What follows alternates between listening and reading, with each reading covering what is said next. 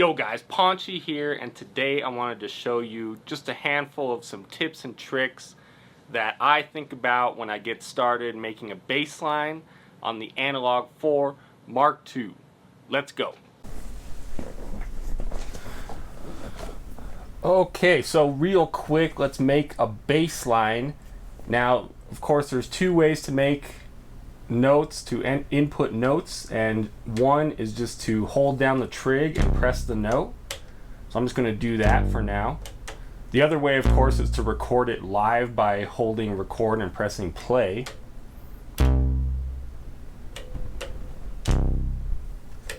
Okay, so this is our bass line.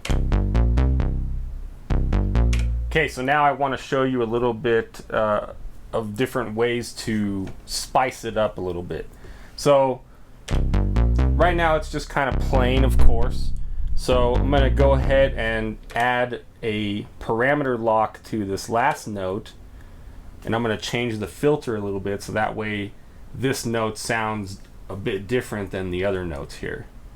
So I'm going to hold down the trig, go over to filter, and I'm going to open up the filter quite a bit so it sounds like this.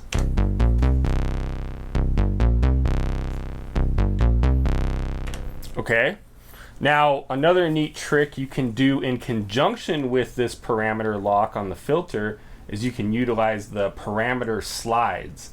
So hold function and press H to get to parameter slides, and then the trigs will turn blue, and then you can lay a parameter slide trig on a note or near a note where you already have a parameter lock.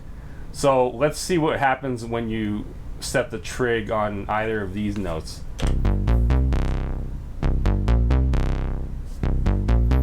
Okay, let's try it on this one.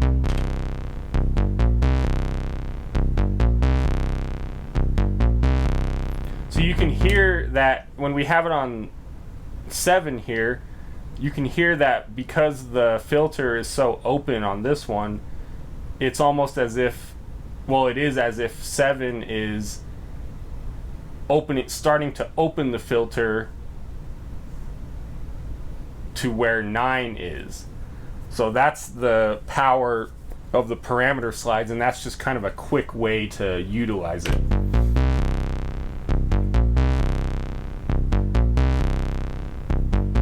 So another thing we can do is we can add an accent. So press function and F. So being as this is kind of like an ascending bass line, we could add an accent to the highest note that we have here, which is trig 7.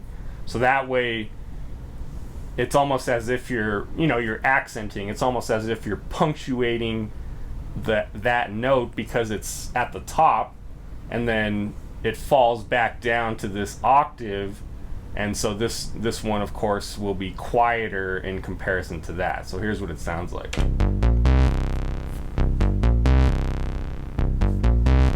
So I mean, there's a couple different ways to get to the same place.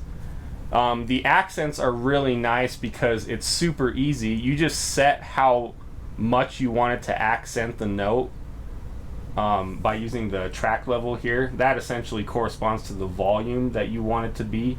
So I set it to pretty much almost all the way, so that way my accents are really powerful, essentially. So I mean, you could add them, anywhere.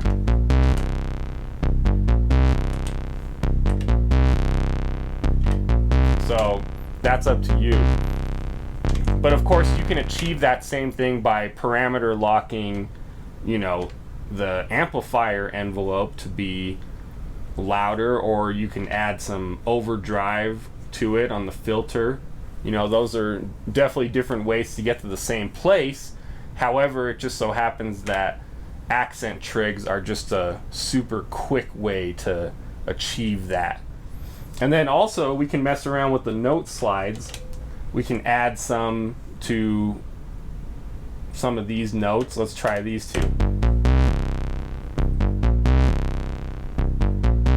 So that functions like a parameter slide in the sense that it slides up or down to a note rather than a parameter.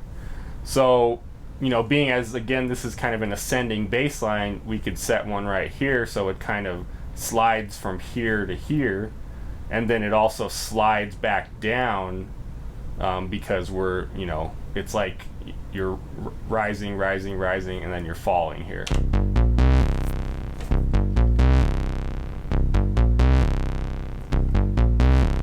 And then another thing we can add in here is I want to take advantage of the fill parameter here, or the fill button.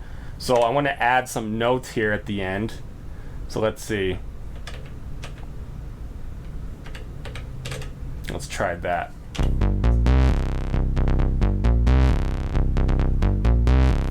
Okay, so but I don't want those to play every single time. I only want them to play when I press the fill button. So what I'm going to do is add a condition to them, hold all three of them down, go to note, and add a trig condition, and we are going to add the fill trig condition. So that means that whenever we press fill, those will play, or whenever we hold it down, I should say.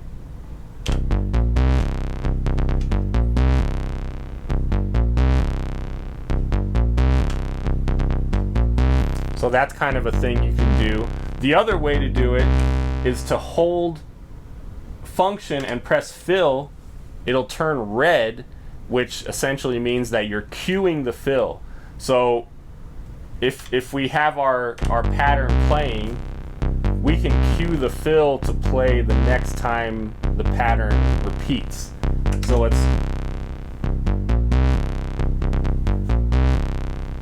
there you go, and it plays it once, and then it gets rid of the cue.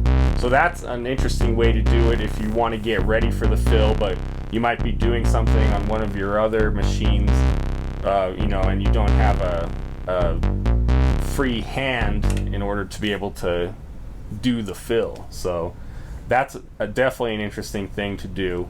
And then of course, if you add a beat to this bass line, it'll immediately sound way cooler than just by itself.